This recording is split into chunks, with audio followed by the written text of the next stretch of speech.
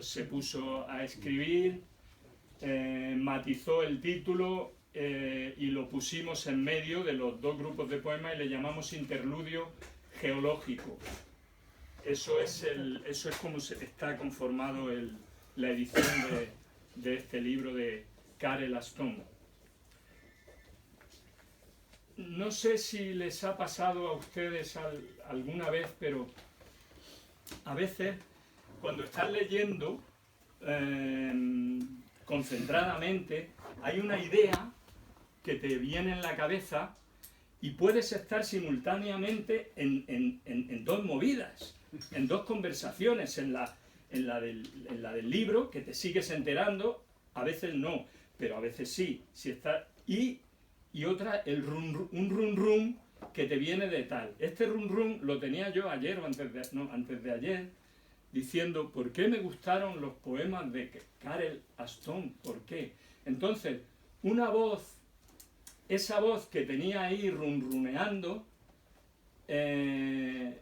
como si fuera alguien de fuera, me dijo algo y lo apunté. Son solo 3 líneas, o sea, una cosa brevísima, y no sé qué le parecerá al autor, pero dice: en los poemas de Karel Aston se puede ver lo que normalmente no se ve. Con su mirada interior atraviesa lo invisible para hacerlo visible. Eso fue lo que me dijo. Bueno, yo ya me voy a ir retirando, solo me queda agradecer al autor que ha venido desde Zaragoza y estoy muy contento de que esté aquí. Gracias, de verdad. Muchísimas gracias. Gracias a Ignacio también por ponernos, Ignacio Castro, por ponernos detrás en la estela de estos poemas, y gracias, como no, a Mar García Lozano, que también creo que se encuentra aquí como en su casa. Absolutamente. Y que todavía me resuena la presentación de su hermoso y muy recomendable libro Madrid junto al mar, que hizo aquí en este mismo sitio hace unos días. O sea que con ella les dejo. Muchísimas gracias.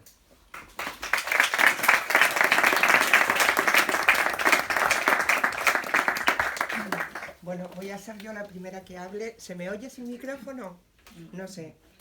Es que no funciona. Dale. Se oye, ¿no? ¿No? Ahora. Sí, vale.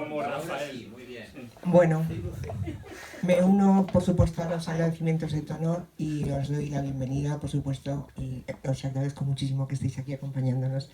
Acompañando a este poeta que tiene nombre eslavo, luego nos contará él, Karel Aston, que me acaba de decir a mí que Aston es un río de Aragón, que yo, claro, no sabía qué era esto de Aston. Un riachuelo de Aragón. Así que este hombre que nos habla del Moncayo se ha puesto un nombre que suena como a checo o algo así. Bueno, una cosa, os voy a leer un pequeño texto que he escrito para, como que es mi lectura de este estupendo libro. Pero quería decir antes algo que es importante. Yo este libro lo leí hace años, no voy a decir cuántos, pero hace años, y siempre me ha encantado. Hay una cosa muy interesante que luego podemos hablar con Karel, que es qué significa que un libro haya sido escrito y haya estado ahí como sedimentado tanto tiempo, ¿no? Y ahora vea la luz. Entonces, bueno, eso es algo interesante. Además, ve la luz en una editorial maravillosa. Como me decía el otro día un amigo al que le invité al acto, me dijo: no voy a poder ir, pero si lo ha publicado Tono, seguro que el libro es muy bueno. Así que, claro que es el libro muy bueno, con una preciosísima edición además. Y bueno, sin más, voy a leer el pequeño texto que he escrito para dar la bienvenida a este monte. El 26 de abril de 1336, Petrarca le escribe una carta al agustino Dioniso da Borgo en la que le cuenta su subida a un monte, el Mont Ventoux.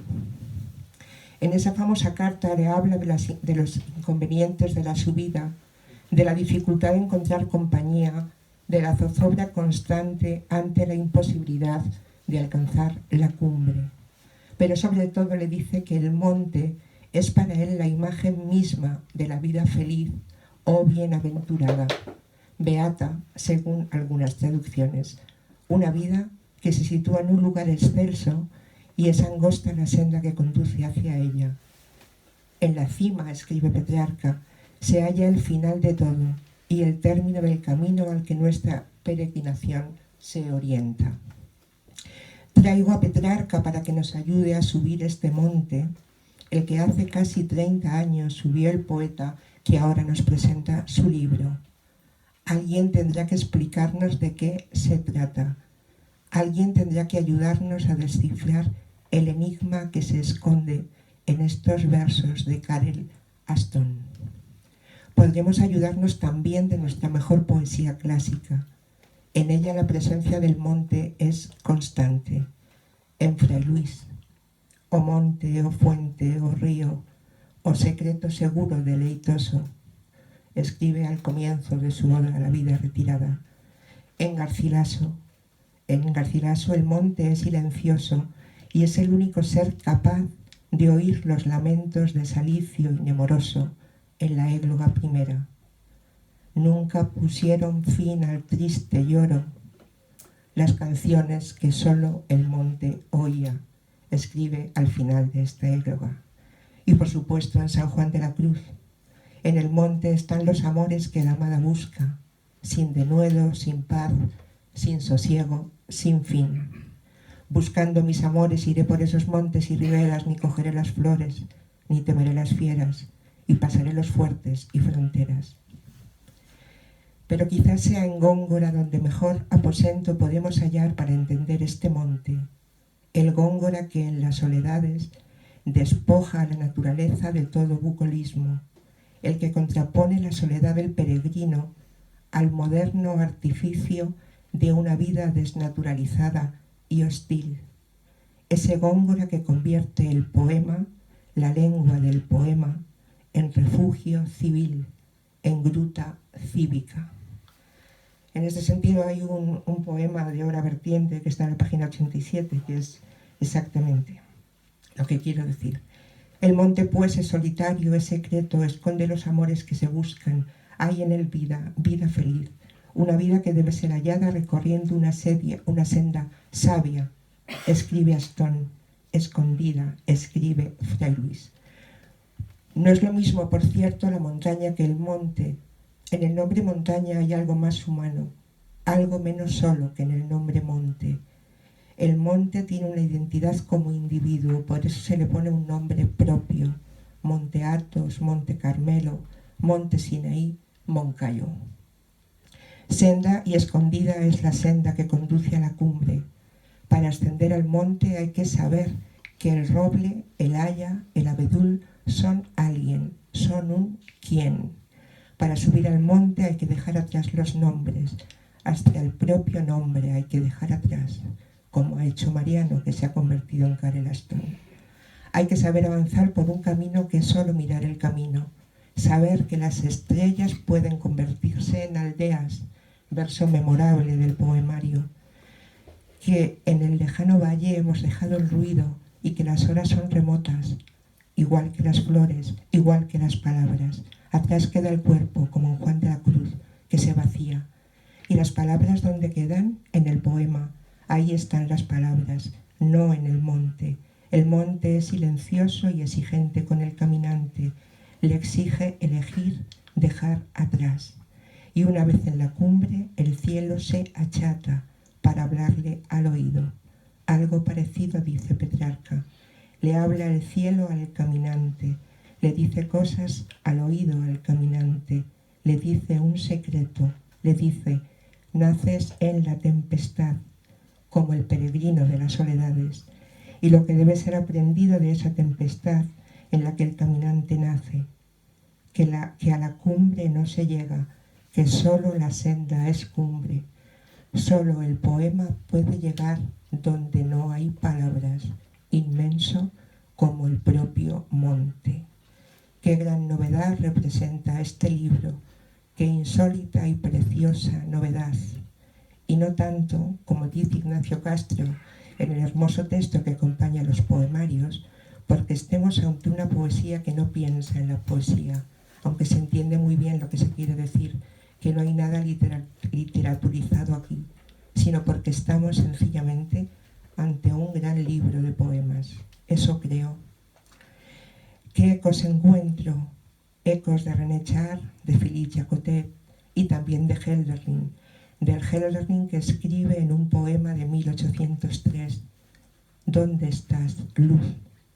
¿De dónde sacaré, cuando llegue el invierno, las flores? ¿De dónde la luz del sol? En los neveros de hora vertiente permanece intacta como la nieve la luz del sol, y nada tiene que decirle al caminante, tan solo le redime su blancura. Gracias.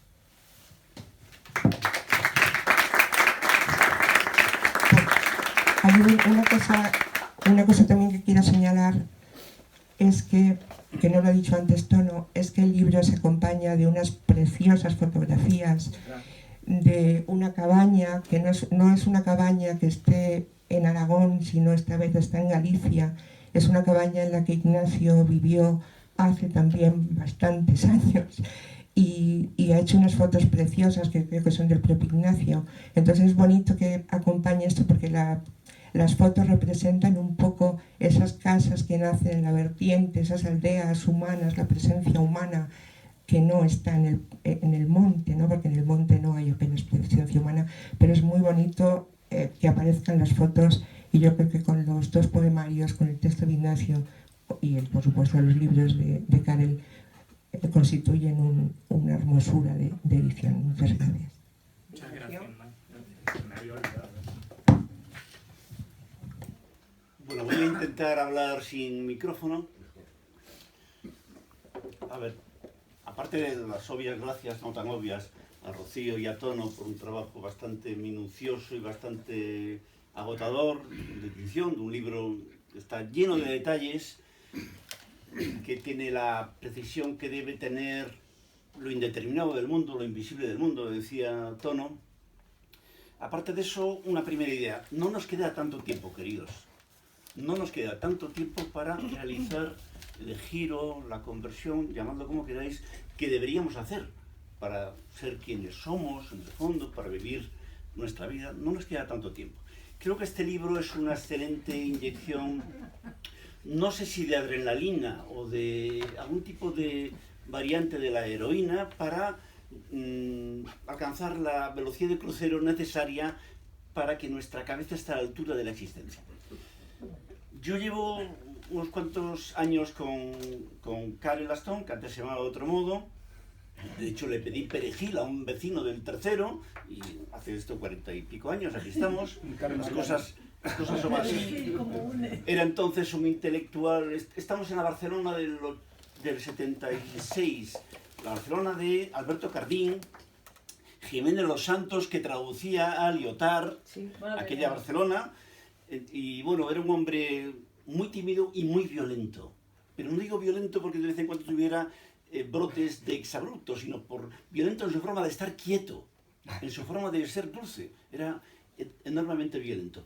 No sé si ha cambiado, pero en todo caso parte de esa violencia se ha trasladado a este texto portentoso, en el cual se emplea toda la violencia posible del ser humano para destituir el sujeto patético que somos, el sujeto narcisista que somos, y que hablen las cosas.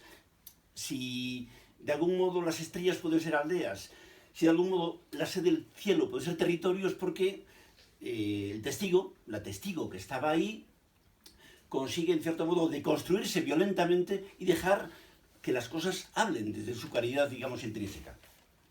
Todo el libro es así, los dos poemarios, tanto La hora vertiente como El monte, un encuentro con lo que las cosas serían si no estuviéramos aquí, con nuestra contaminación crónica. Todos los dos libros, los dos poemarios, este libro es una expresión perfecta de que una obra de arte es algo que no podía no haber sido hecho, porque obedece a la perentoriedad del hambre, de una cosa tan violenta y tan peligrosa como el hambre, como la sed. Por lo tanto, no es un capricho artístico, una filigrana intelectual, sino es algo que surge de la de la dureza de existir. Solo así se entra en la caída de las cosas. Me acordé, preparando ayer este pequeño esquema, demasiado largo para el tiempo que tengo, de la frase de Simone Weil en La gravedad y la gracia, donde dice así como si nada, que la belleza es sencillamente la reunión del azar y el bien, la reunión inesperada del azar y el bien. Esto es este libro, una constante reconciliación del cielo, un cielo posible con el infierno de vivir, del bien y el azar, lograda con esta virtud extrema moral de anularse a sí mismo, conseguir ser polvo, el polvo que eras. Un libro que habla muy próximo al mutismo y por lo tanto al ridículo. Es un libro que no tiene miedo al ridículo, es decir, un lector apresurado, es decir, el 85% de los lectores de hoy en día hablarían de un libro quizás sentimental, quizás sensiblero, quizás... Pero estamos, por el contrario, ante una extrema violencia que un hombre, un varón, casualmente, ejerce contra sí mismo para que hable, digamos, el útero femenino del mundo. Esta reunión de lo invisible y lo visible que mencionaba con su habitual modestia Tono al principio. Por lo tanto, es un libro que continuamente regresa al grito pueril del cual venimos, un grito que solo comienza cuando se dejan atrás todos los nombres, el nombre propio y todos los nombres propios que constituyen la defensa, la empalizada que nos separa del mundo.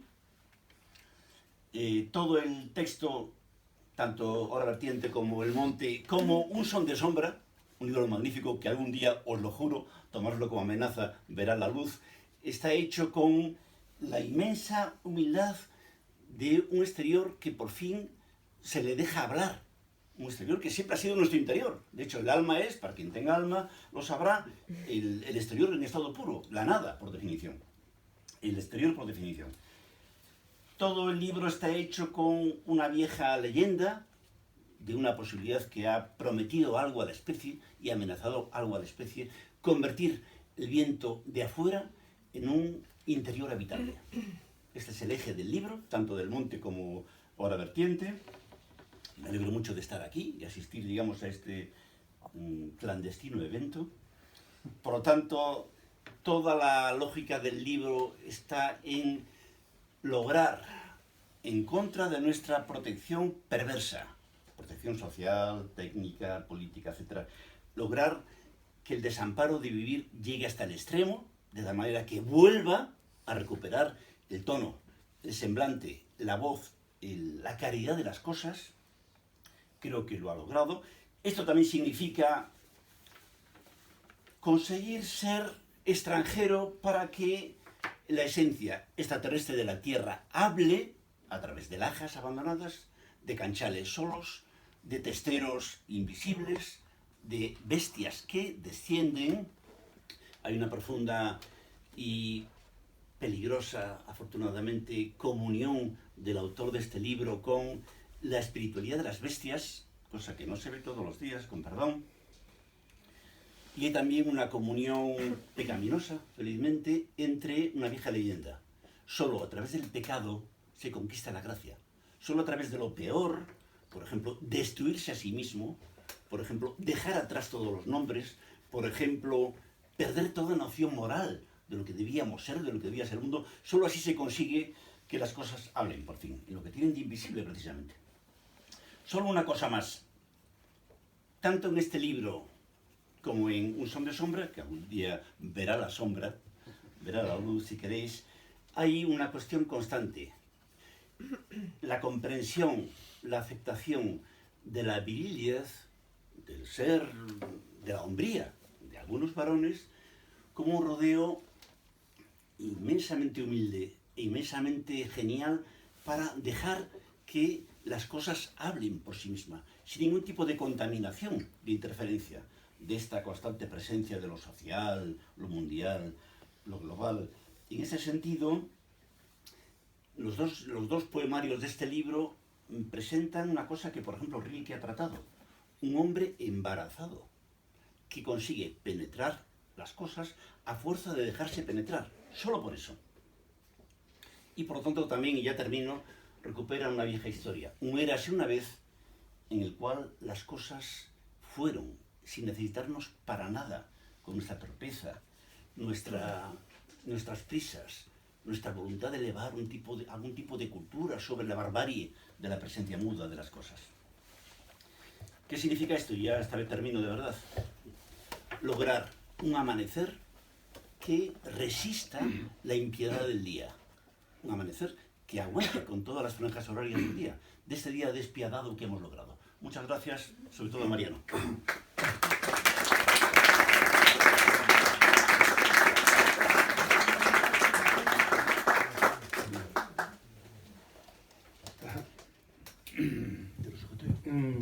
Vamos a ver qué tal se oye así, por ejemplo. Se oye hasta el final, bien, así. Casi va a ser mejor así. Bueno, pues... ¿Perdón? Te lo aguanto. Ah, no, hombre. Si me molesta, lo dejo. Bueno, aquí aparecen dos secuencias de piezas versificadas de una manera muy irregular. Unas veces son versos tan breves como los que puedan aparecer en un haiku, aunque no he pretendido llegar a esos extremos y no soy tan ambicioso como para eso. Otras veces son versículos que, a pesar del diminutivo, pues son, digamos, versos que sobrepasan la veintena de sílabas o más. Es tan irregular como eso. Todo es irregular, yo creo,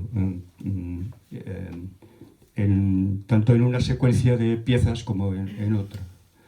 Así que no sé, llamarle poemas quizás sería un poco, no sé, convencional quizá. No digo ni que mejor ni que peor. Bueno, en fin, en cualquier caso, si hay algo de poesía, el que la encuentre, que me lo diga y me avise. Digo, bueno, pues bien, vale. Pues si ha encontrado usted algo. Bien, bueno, antes de empezar, bueno, creo que he empezado ya, pero bueno, vuelvo a empezar. Agradezco la paciencia que van a tener vuestras mercedes y, bueno, agradecido a Tono el que me ha hecho me ha dedicado unas palabras sorprendentes. Y bueno, es un lujazo para mí tener a mi diestra y siniestra. Bueno, lo he hecho al revés. Lo he hecho al revés. He dicho diestra y he dicho siniestra. Bueno, no será por nada. Bien, pues eso, un lujazo para mí. Estos genios. Bien, vamos allá.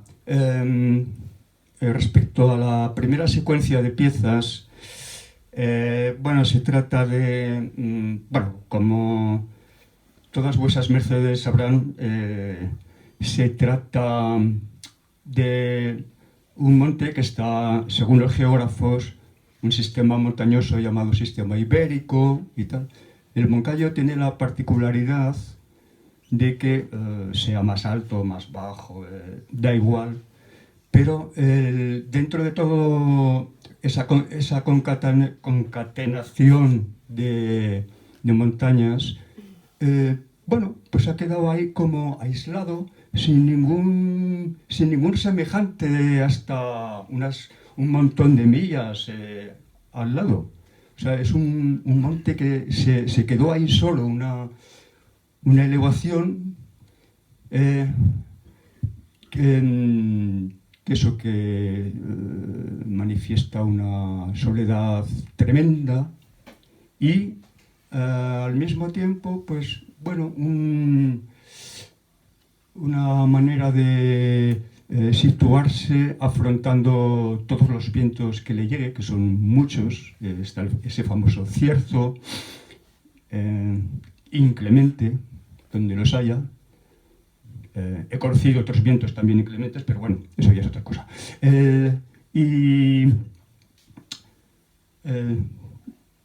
Sobre todo el Moncayo es como un signo que se eleva coronado la mitad del año por una cresta de nieves,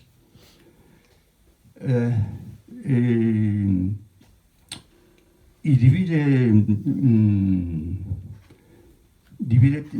territorios muy distintos. Bueno, y quizá muchas de vuestras mercedes habrán subido a ese monte también. Y cuando llegas a la cima, pues no hace falta dar casi ni un par de pasos para ver, o sea, simplemente con girar 180 grados la cabeza, pues a un lado ves un paisaje y a otro lado ves otro completamente distinto.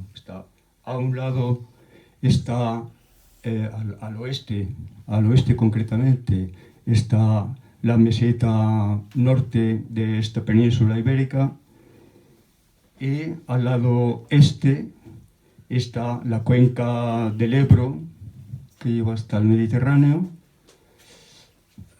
Son como dos planetas distintos. Tienen el lado oeste tiene generalmente, bueno, hay días y días, por supuesto, pero generalmente la meseta norte luce con unos horizontes grisáceos, bastante umbrosos. En cambio, el lado este es una cuenca donde generalmente el cierzo se lleva las nubes rápidamente y el sol azota con inclemencia.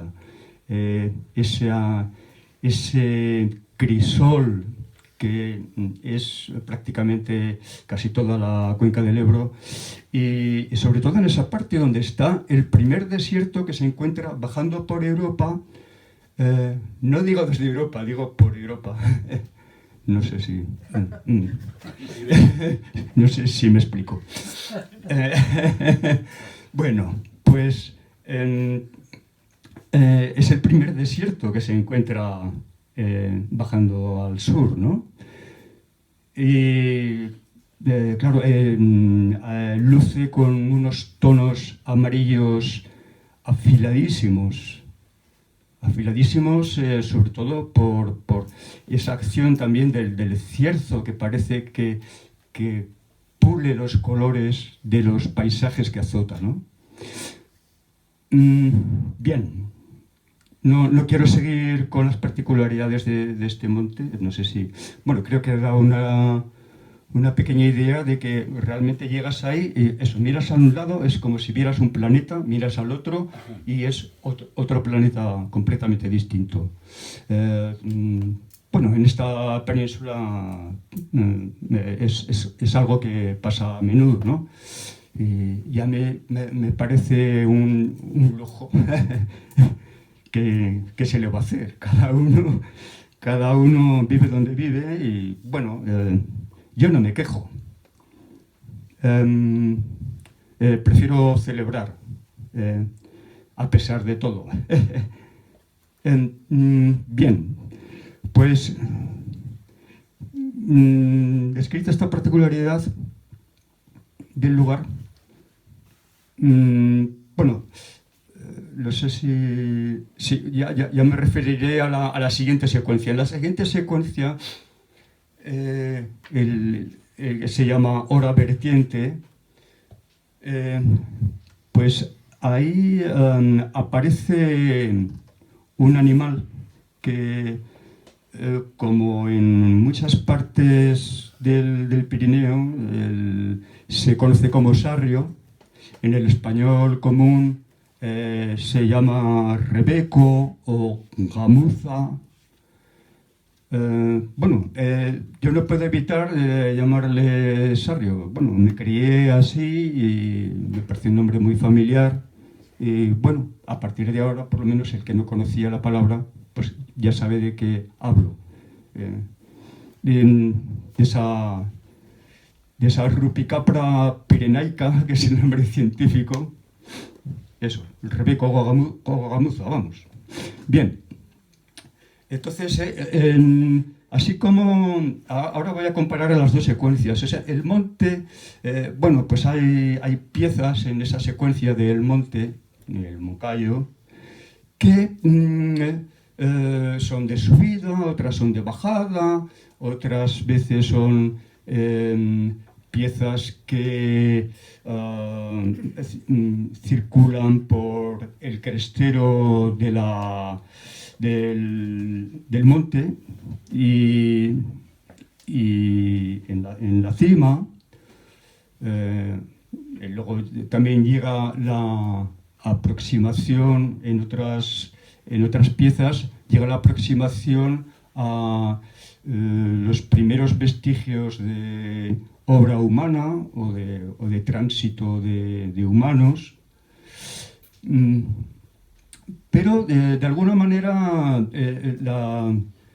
la secuencia no es muy lineal, o sea que a veces cuando parece que ya has bajado de todo el monte resulta que todavía la acción de la cumbre o el genio que habita la cima retorna hacia el hondo de los valles, en fin, bueno.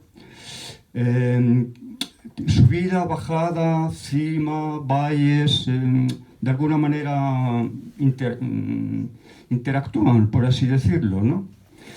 En cambio, en Hora Vertiente hay una linearidad que está, digamos, dirigida por una,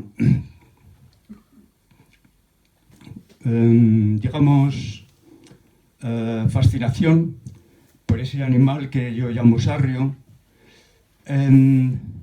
un animal que, bueno, las primeras veces lo ves allá por las cumbres y tal, porque habita lo más alto de las montañas pirenaicas, no baja de ahí. Y la primera vez que lo tuve, nada, a unos cuantos pasitos, bueno, pasó lo siguiente. O sea, yo estaba cruzando unas estribaciones de los Pirineos que separan dos valles bastante diferenciados. Cada valle tiene su personalidad por allí, en el, digamos, centro oeste del Pirineo. A mí no me gusta hablar de Pirineo de tal país, Pirineo de cuál país. No, yo prefiero decir vertiente norte, vertiente sur, lado occidental, lado oriental, la Umbría, la Solana. Eso de los países, bueno, en alguna pieza ya se puede ver palpablemente, vamos. Con respeto a todo tipo de gentes, por otro lado, o sea que no tengo ningún problema en ese sentido, pero yo prefiero andarme con terminologías más geológicas, más faunísticas también, más humanas dentro de lo que humanamente pueda ser uno, pero eso ya es una historia particular. Bien. Entonces, mi fascinación por el sarrio es de carácter, digamos, es casi como una veneración totémica. Digo veneración porque no tiene ninguna intención religiosa, no tiene ninguna intención de identificación con ninguna comunidad humana, sea más extensa o más reducida, ya sea tribu, gran nación, no. No tiene, mi totemismo con el sarrio no tiene nada que ver con todo eso. Es un totemismo perfectamente individual. O sea, es algo que forma parte de mis afecciones personales, nada más. Es tan poco importante como eso.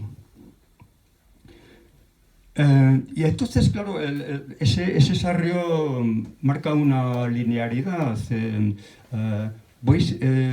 Mientras voy por un valle que es prácticamente anónimo en el Pirineo y procuraré que siga en el anonimato, pues iba encontrándome con las huellas de este bicharraco, ¿no?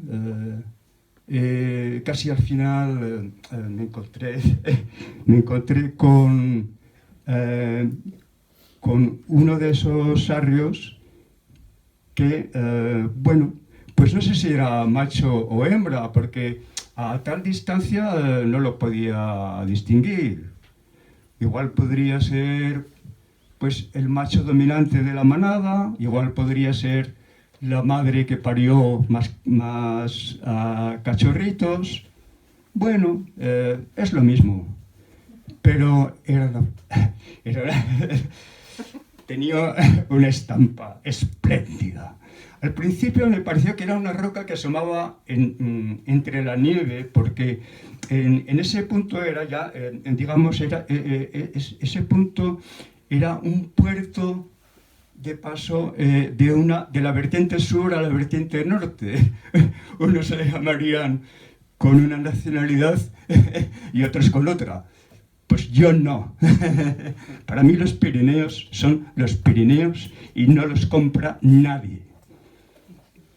Intentaré que no los compre nadie.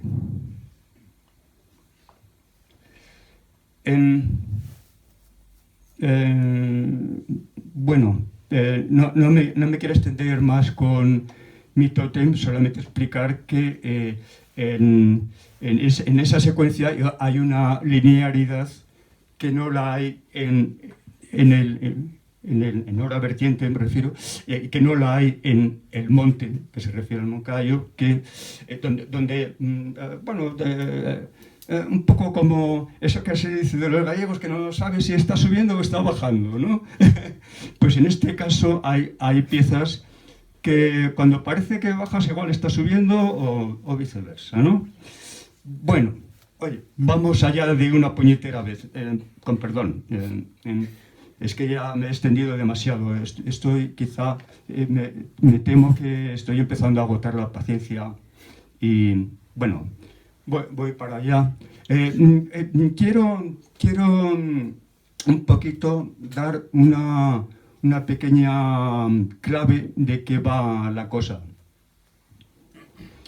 Sencillamente con la primera pieza de esta secuencia de El Monte.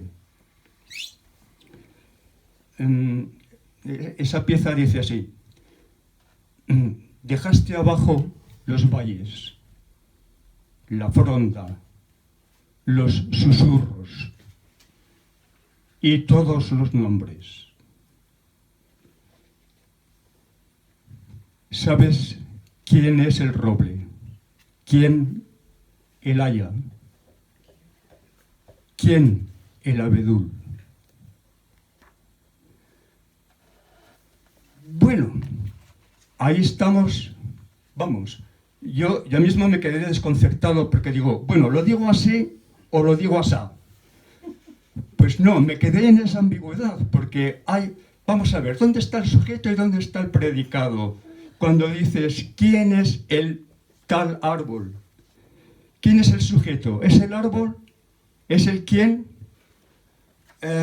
Vamos a ver, una posibilidad es que haya personas, bien sea un varón, una fémina, un hermafrodita, en fin, una persona que esté dotada de unas características, que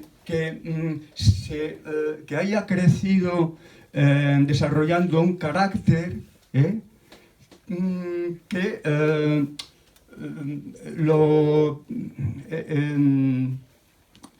lo asemeja a un roble, o bien no a un roble, sino a un haya, Bueno, y ya lo del abedul, no digamos. Siempre hay una tercera posibilidad, ¿no? El caso es que en esa... Hay como una interpenetración. Antes ya se habló de penetración también. Bueno, hasta ahora creo que no hemos incurrido en expresiones demasiado porno, pero hay una... pero hablando un poquito más a lo que vamos, no se trata tanto de interpretar el paisaje.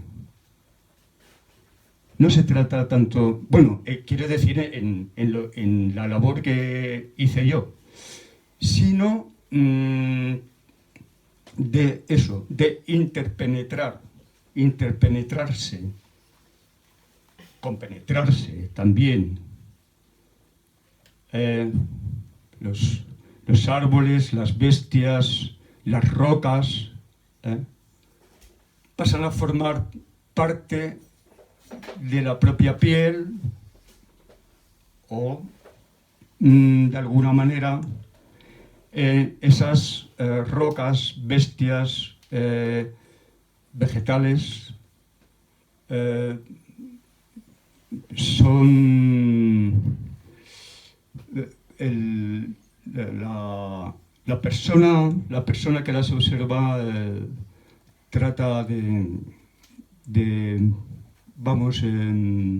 alguna manera, vamos a decir, bendecirlas con su apreciación, un poco devolverle a esas rocas, a esas bestias, a esa floración, devolverle esa caridad que nos aporta, ¿no? Bien, no sé si se me ha pillado algo de lo que quería expresar. Quizá la manera de expresarlo es a través de las piezas con que elaboré esta secuencia, ¿no? Entonces, bueno, pues creo que está corriendo mucho el tiempo. ¿Lees una por favor? Sí, vamos a ver. Creo que, bueno, tenemos todavía por lo menos media horita o qué. ¿Se le puede hacer muy tarde a alguien? O... Bueno, vamos allá. Bueno, como son piezas muy... la mayoría son piezas muy breves. Y tal. Las más largas las he dejado de lado y tal. Porque, bueno, mi resistencia física tampoco es demasiada. Entonces, vamos a... Bueno, vamos allá.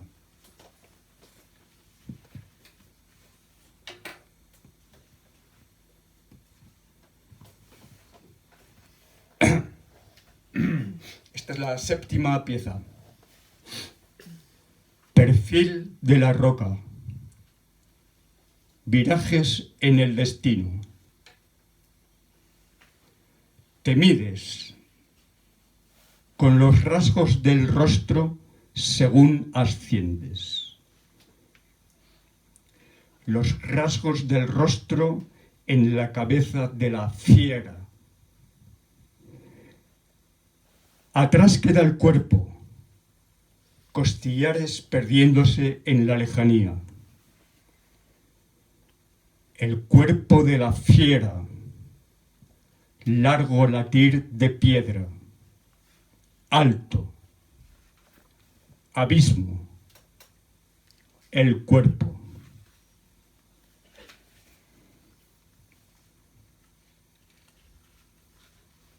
¿Se oye bien? Sí, muy bien. Estupendamente. Se eleva el horizonte. Se ensanchan los países, campos en lontananza, inermes y felices, dados a su suerte. Superiores atmósferas, derrame de lucidez. abandonó la mirada sus telares a las patrias y ya no pertenece a ningún oriente. Es la furia del viento, la audacia de las vertientes, la bonanza suspensa sobre el páramo. Despiadada se cierne la limpieza.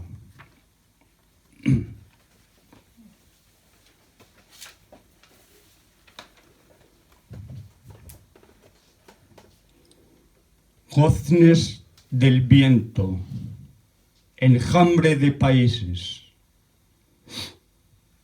Allá los embates del aire, allá la vista,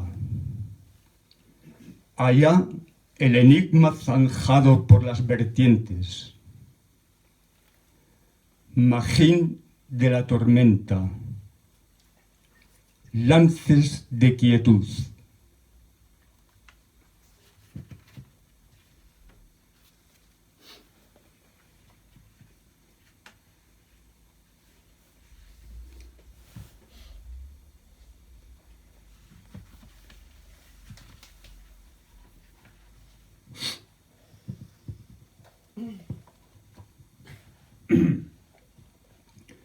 No queda aquí nieve.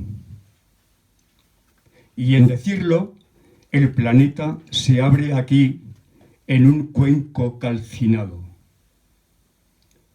Sello de la nieve.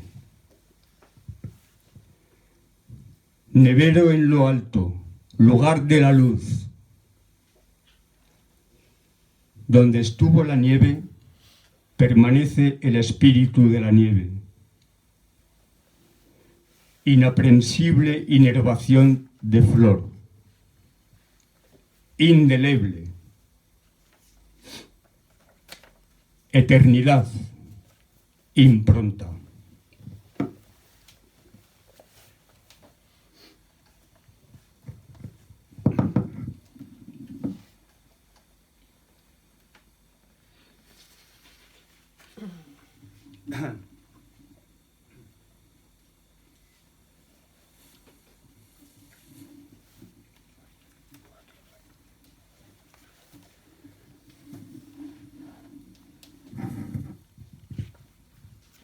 No valen ya guaridas ni senderos, desatadas cimas sin piedad, lejos de toda causa, solo, peleando con los volantazos del vendaval en los cresteros. La furia borra a la perspectiva los paisajes. El empeño infunde países en las ráfagas. Solo predios de cierzo y nieve, antes de la palabra.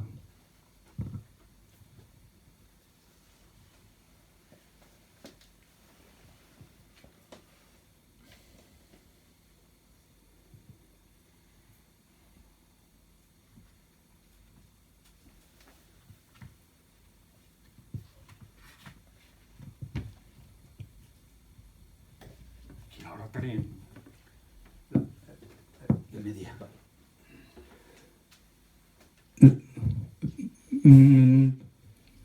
Hay tiempecito todavía.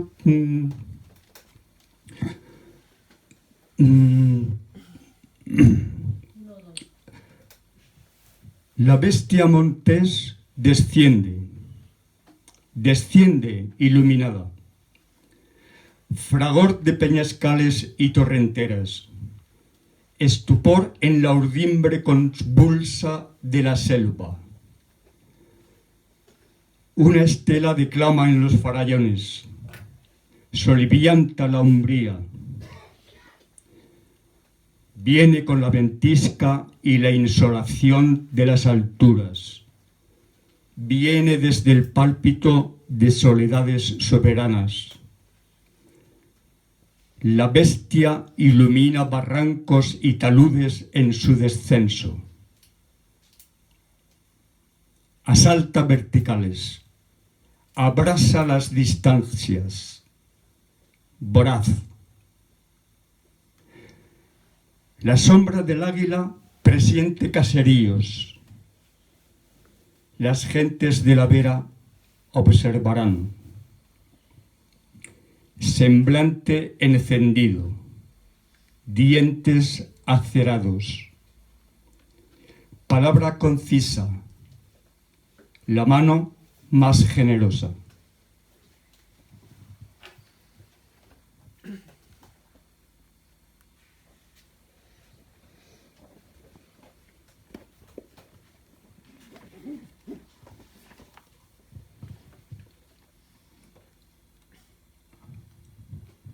Ábrense los valles al paso de aquel que retorna. Reverdece, acercándose, la floresta.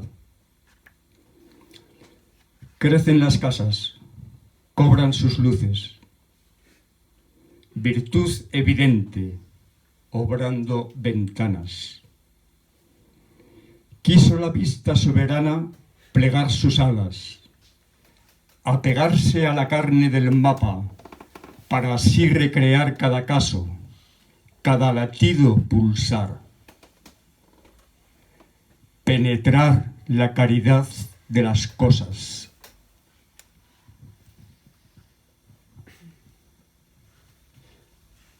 Bueno, como si no vamos mal de tiempo, uno más de esta secuencia, un poco para relajar, con tanto cierzo y tanto barranco y tanta historia. Bueno, esto es prácticamente ser un aguafiestas, porque voy a leer la última pieza, eso que los ingleses ya saben cómo lo llaman. Bueno, ¿cómo se llama en inglés? Quiero decir cómo se llama en inglés. Perdón por los ingleses. Mariano, lees un último poema y dejemos que la gente pueda decir algo. Ah, pero es que también tengo que leer de la secuencia de hora vertiente. Pero entonces la gente no compra el libro. Se lleva leído. Claro. Bueno, voy a prescindir. Bueno, voy a prescindir del último.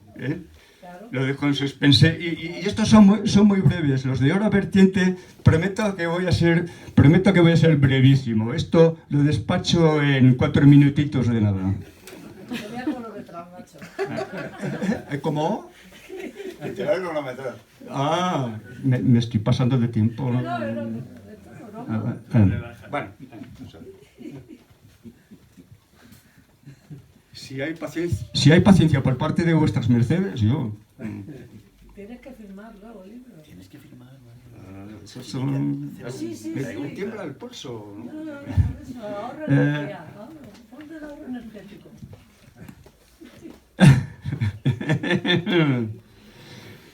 Mi corazón respira a donde el abeto no alcanza. O es el canto de las chovas lo que late, Piquigualda. Bueno, aquí tengo que hacer la aclaración de que las chovas, solo viven a mucha altura en montañas altas. La chova es un ave de plumaje negro, más menudito que un grajo. Y las hay que son piquegualdas, o sea, pico amarillo, vamos, y las hay piquerrojas. Bueno, ¿qué se le va a hacer? Es así. Bueno, sí, bueno, bien, pues vamos a ver, porque es que, vamos a ver, ahora vamos a seguir las huellas del Sarrió, que es a lo que llevamos. Vamos a ver. Llevas 3 minutos, creo, de los 4 que prometiste. Creo.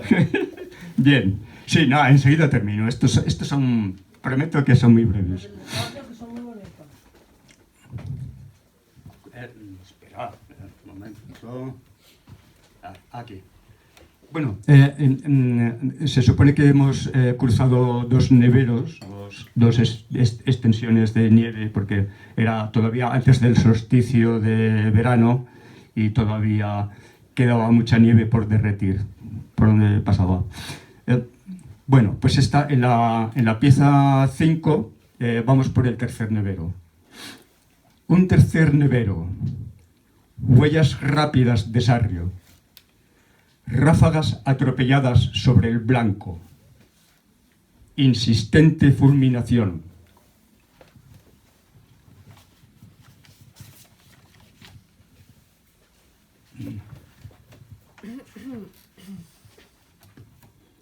Séptimo brazo glaciar. Desde un resalte rocoso, huellas de Sarrio en picado. Remordientes, hondas. Potente fue el brinco.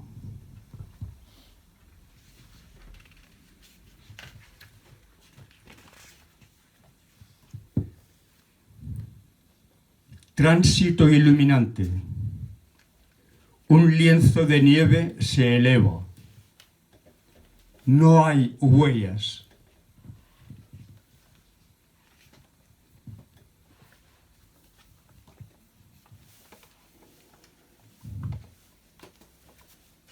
Ahora es donde sale la bestia veterana de la manada. Ya digo que no sé si macho o hembra, me da igual. Entre un peñasco y otro, sobre el silente mapa de la nieve, rama seca, diríase, tu ceñida silueta frontal. Me venteas desde el hito de una fértil veteranía. No hay caso de nombrarla. Reconozco.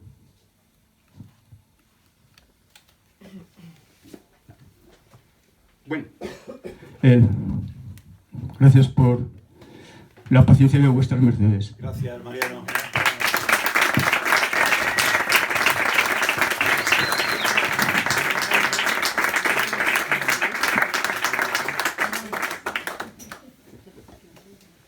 Se lo diría al Sarrio. Si hay alguna pregunta, observación, aquí está el culpable y los asistentes.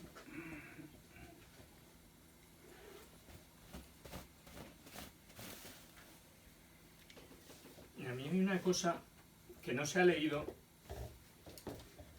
que una vez terminado el libro, solo voy a leer un párrafo, pero ahora no recuerdo por qué, pero Karel envió una prosa. ¿Pero por qué fue? Bueno, ya no me acuerdo. Bueno, de presentación, digamos. Sí, como de... Vale, sí. Sí, que está al comienzo del interludio. Está al comienzo de... A raíz del interludio. Eso es. Eso es una cosa. Son que, dos párrafos, sí, solo me voy a complace leer el señalar primero, eso. porque a mí me dejó de piedra. Nunca mejor dicho. De roca.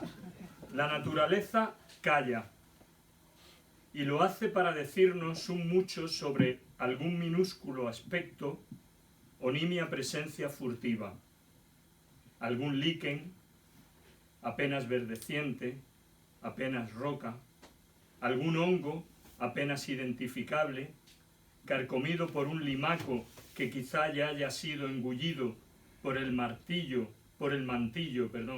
o por la corneja, los despojos de un helecho cuyo color ya demudó, fragmentos de hoja caduca en mezcolanza con el limo, el temblor de una florecilla que al cabo de unos minutos ya no será la misma, quizá, simplemente, no sea ya, no sea, sino acaso, recuerdo a la fuga.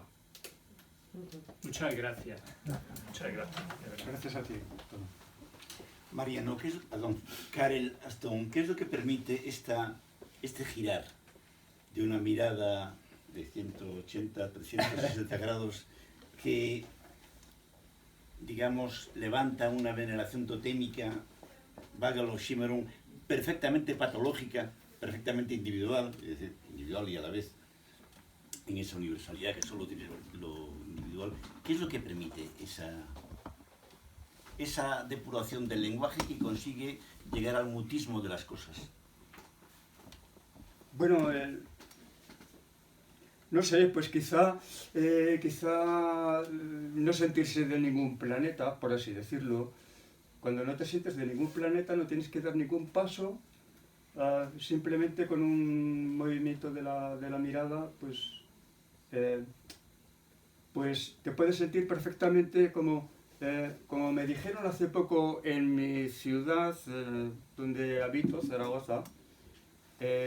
Me dice una amiga, Mariano, pareces un guiri. Y digo, bueno, no se me oía sin micrófono ahora. Sí. Es que claro, con estos versículos, pues tengo que hacer un esfuerzo de claridad, porque como son cosas tan raras, pues... Pero bueno, ahora yo creo que se me oye bien así, ¿no? Tranquilamente, hasta el fondo. Pues sí, todo consiste en no pertenecer a ningún planeta y entonces pues ves planetas diferentes a un lado, a otro y pues sencillamente, apátrida entre otras cosas y bueno, eso en lo más aparente. Más íntimamente, la cosa todavía es más grave, quizá. O sea, bueno, al fin y al cabo, ser apátrida no tiene ningún mérito. Pero no le pones un precio demasiado alto a la visión, al vidente. Porque no todo el mundo está dispuesto con las dos manos, o puede ser apátrida, extraterrestre. No, bueno, ¿No habría forma de conciliar esta habla que deja hablar a las cosas, esta habla que se destruye a sí misma, con una infiltración en la comedia civil? Hombre, sí, padre claro. De familia, niños... Naturata, somos mamíferos, aunque tengamos implantes de plástico, tal, yo los tengo. Pues aunque tengamos, y prótesis, yo las tengo. En fin. Pero al fin y al cabo somos mamíferos y también somos, siendo mamíferos, animales vegetales o minerales, lo que sea, pues no dejamos de ser cosas y podemos encontrar nuestra caridad, claro que sí. Y claro, la cosa es complicada porque la civilización se construye sobre muchos sacrificios de la caridad y hasta del odio. A veces haría falta quizá también odiar un poquito más. Odiar con toda cordialidad y solamente cuando hace falta. Y con puntería. Con puntería. Quizás vuestras mercedes tengan con buen tino, digamos. Claro. No mal tino. Bueno, yo estoy por el atinar y no por desatinar, eso sí. Luego hay otra cosa también, contestando a la pregunta de Ignacio, que es muy básica, hay que tener talento, ¿no? Es decir, ¿cómo se crea esto que es un poema? Pues teniendo talento. ¿Pero es cosa de talento o de coraje? Pero talento también es necesario, quiero decir, esa capacidad de nombrar, eso que dices de nombrarlas, eso ¿quién lo hace? Lo hace un poeta, ¿no? ¿Quién es un poeta? Pues, ¿quién es capaz de hacer eso? Entonces, es así, por otro lado, así de sencillo, ¿no? Quiero decir, yo últimamente tengo mucha sensación de la presencia física del poema, ¿no? O sea, como de que el poema es algo muy físico, muy concreto, ¿no? Quizás será porque estoy leyendo mucho a Góngora ahora y todo me tiene... Pero pero bueno, yo creo que la capacidad de creación lingüística es fundamental, ¿no? Carol Aston, que si no, ¿cómo puedes tú escribir esto sobre tu subida al Moncayo? Pues simplemente subes al Moncayo, bajas y ya está. Bueno, y si no hubiera subido, hubiera escrito otra cosa. No, pero claro, pero ahora estamos presentando un libro de poemas, sí, bueno, que son poemas, lo digo porque como antes lo has puesto en duda, no lo has dicho. Ah, bueno. Me hace gracia también que le llamas secuencias. Eso no sé quién para decirlo. Piezas, secuencias son los libros, ¿no? Piezas. Bueno, el precio no sería inevitablemente sea uno quien sea, porque hay tu, digamos, impronta individual y hay otras, la de Mar es otra, la de fulanito menganita es otra, fulanito menganito igual parecen normales, familia, niños pagan sus impuestos y son ciudadanos del Estado español y sin embargo están infiltrados. La clave no sería en cualquiera de los casos individuales renunciar a la elevación de nuestra cultura para dejar hablar aquello cuyo mutismo nos ha enfermado en nuestra experiencia, en nuestra andadura, con su vida o sin al Moncayo. Sí, bueno, también he hablado yo de seres humanos, de vez en cuando. ¿O no? Sí. Es un libro muy humano. Has mencionado algún escrito donde se habla de algún ser humano y en realidad no es solo de un solo ser humano, sino que a través de un ser humano determinado amas también a otros seres humanos y no por semejanza con ese primer ser humano al que diriges tus afectos, ¿no? De alguna manera.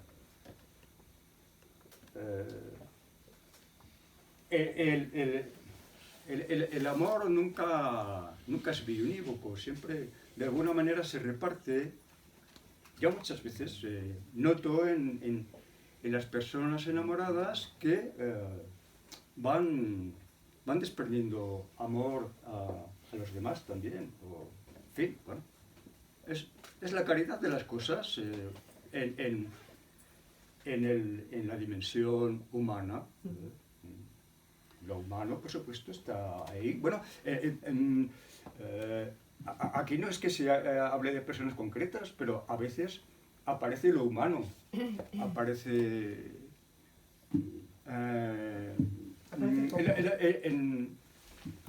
la gente de la Vera observará, o no sé cómo se dice, ya no me acuerdo. Lo humano como puente para otra cosa, que a veces hemos perdido. Lo humano como puente para otra cosa, otro, que a veces parece que hemos perdido. Lo humano supongo que tiene que ser siempre un puente, claro.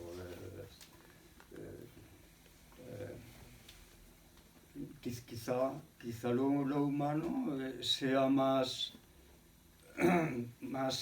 pontífice, en el sentido laico de la palabra, pontífice, no en el católico o cristiano,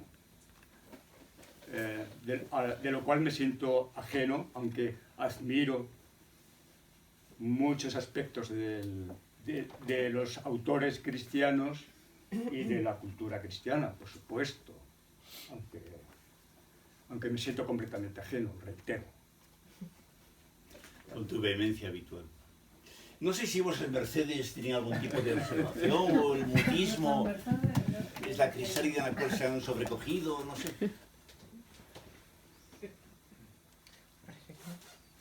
Pues tenemos que leer esto, lo dejamos. Sí, hay que leer. Asimilarlo, ¿no?